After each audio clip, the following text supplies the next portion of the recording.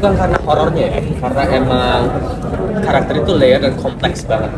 Jadi dan ini pertama kali aku main film yang dimana aku punya adik gitu, kakak adik, berbeda hubungan antara kakak adik.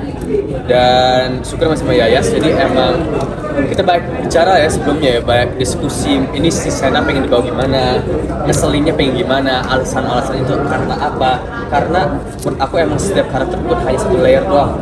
For me there's no really antagonis, protagonis tuh bad or good tuh gak ada, jadi semua layer kita pikirin. Jadi susah itu bukan di horornya aja, emang ada beberapa adegan yang harus tegang, takut, kaget, oke, tapi juga lebih effort di adegan-adegan drama, adegan masalah dysfunctional family-nya, adegan scene-scene panjang dan emosional antara aku sama Dewi, sama orang tua, itu sih yang sama guling-guling di kandang sapi, yang bau pupnya, pup fermentasi itu, the best itu.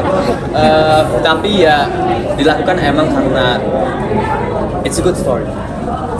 Sesuatu ya, dan aku seneng banget akhirnya pas kemarin mereka review beberapa orang cinema sama beberapa orang undang menonton, itu bukan hanya takut atau horor yang diomongin, tapi juga tetesan air mata, sedih, gemes, kesel itu pada nyampe semua.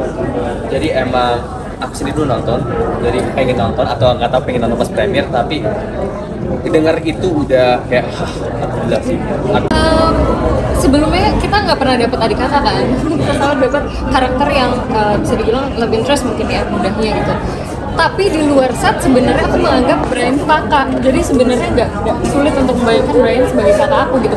Yang sulit dibayangkan adalah gimana Brian jadi orang yang menyebalkan gitu.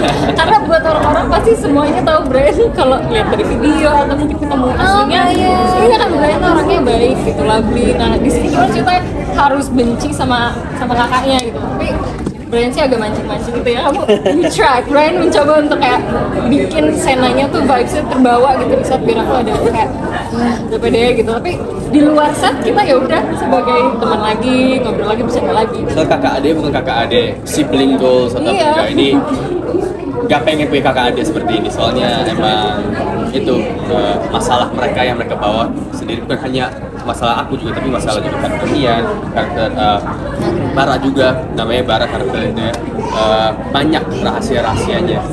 So it's not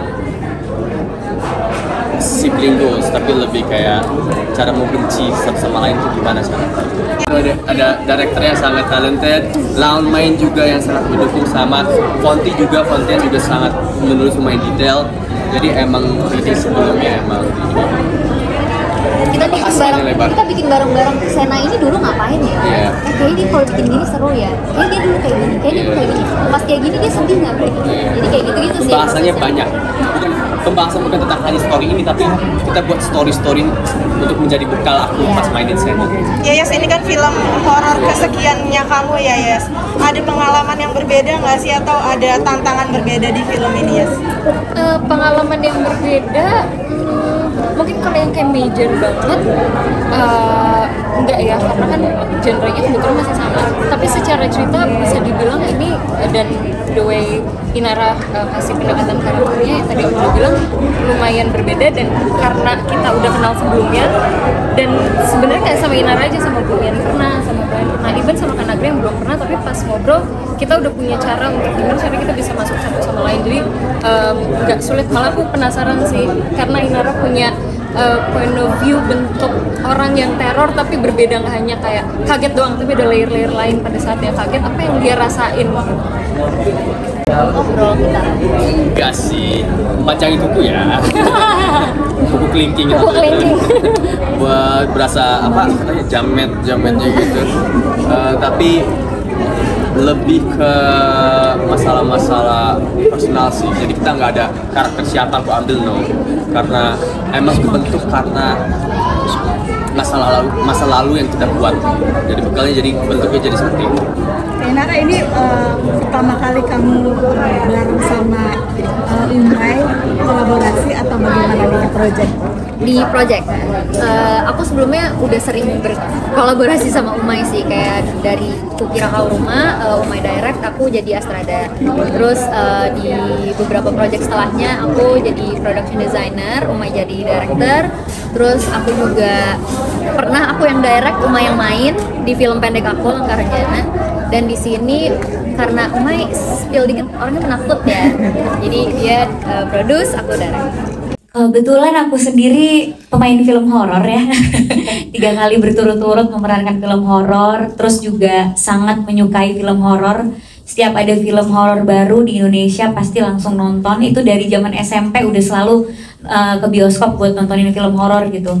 Bahkan dulu tuh nonton film horor jadi kegiatan di sela-sela between sekolah sama les. Wow. Jadi sekolah terus nunggu waktu buat les, itu teman-teman biasanya ke rumah kita nonton DVD horor gitu, mengoleksi.